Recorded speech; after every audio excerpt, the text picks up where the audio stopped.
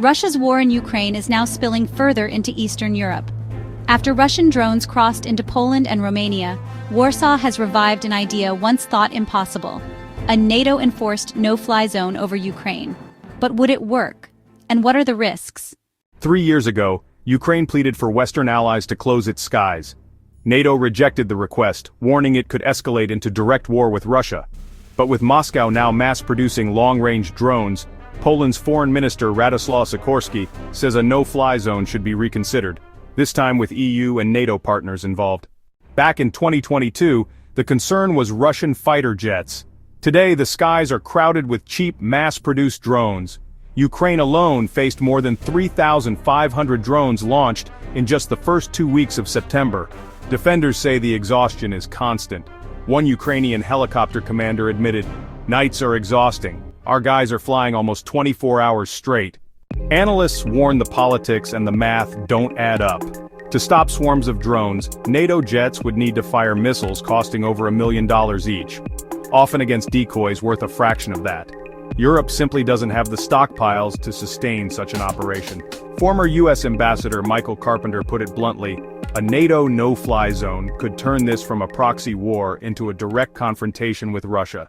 The danger is no longer hypothetical. Last week, NATO fighter jets from Poland and the Netherlands shot down several Russian drones, the first time NATO has directly fired on Russian assets. One drone fell on a Polish village, damaging a house. While the intercepts worked, the high cost and limited supply highlight why this strategy can't last. Ukraine has been the world's testing ground for drone defense. Its system combines mobile fire groups, surface-to-air missiles, electronic jamming, even interceptor drones. It's effective. Ukraine shot down nearly 90 of 113 drones in one night alone. But it's exhausting, dangerous work, and officials say European allies will need to learn these methods fast. To sustain a no-fly zone, experts argue Western jets must adopt cheaper weapons. Systems like the Advanced Precision Kill Weapon System, developed by BAE Systems, use low-cost laser-guided rockets to take down drones. The US already deploys them.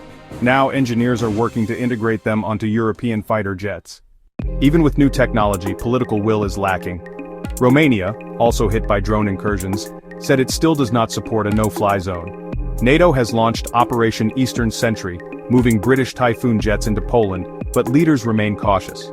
For many, the fear of direct conflict with Russia outweighs the benefits. Ukrainian officials argue that every Russian drone shot down over their skies protects not just Ukraine, but all of Europe. Defense analyst Oleksandr Musienko, now serving in the military, put it simply: they can see the threat from Russia is closer than they think.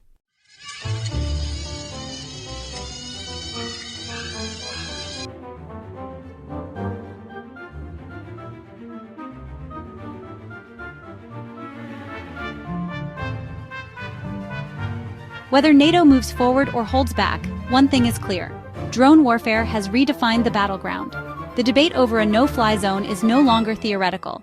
It's happening now, on Europe's eastern flank.